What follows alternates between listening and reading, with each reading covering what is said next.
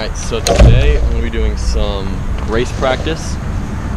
I haven't actually done some race practice yet. I haven't actually done any races at all. So, my backup quad, I brought my Wizard still, but primarily I want to use my pompano, the 4S pompano, and I want to tune this thing first. I haven't tuned it in PIDs yet, so I'm going to do that, and whether or not I tune it is going to be based upon whether I fly this or this. So close.